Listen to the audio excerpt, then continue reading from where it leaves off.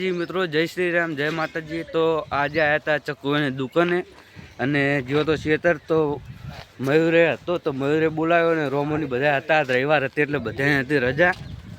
તો રોમો કે ઉભો રહે તો હું બાઇક લઈને ઉભો રહ્યો હતો। એમાં તો અમારા વિજ્ઞ રોમો ને પરેશ ને છોટું ને ચકુ દુકાન વાળાના મોનો ભરવાડને બધા ઊભા હતા કે મને કે ઊભા રહો।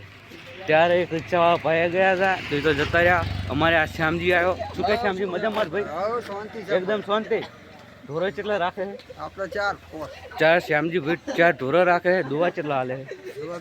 બે દોવા હાલે તો એમ કે કમસે કમ 10-15 લીટર દૂધ તો ભરાવતા ના 108 લીટર દૂધ ભરાવ એટલે આમ પગાર આવે 2000 જેવો, એટલે ઘર બધું ગુજરાન ચાલ્યું જાય।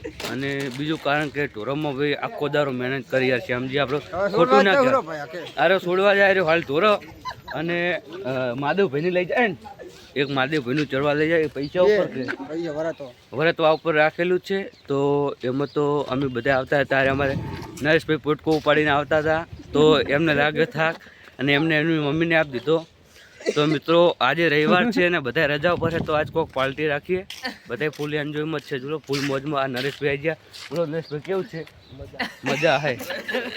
તો મિત્રો આજે રવિવારે તો અમે કોઈ પ્લાન બનાવ્યો, કારણ કે હવે ઉત્તરાયણ નજીક આવી રહી છે તો બધાએ વિચાર્યું કે હવે પતંગ ચડાવવા ધાબા પર જઈ, તો પણ મારે સેટિંગ નહીં થાય મારે યાર મારે કોમ છે એટલે અને જોઈ લો બીજું તો કોઈ નહીં। અને લોટે જઈને આવ્યા રોમા, લોટે જવાનો હું જઈને આવ્યો, રોમાન બાકી છે હજુ પછી જ હારે હારે।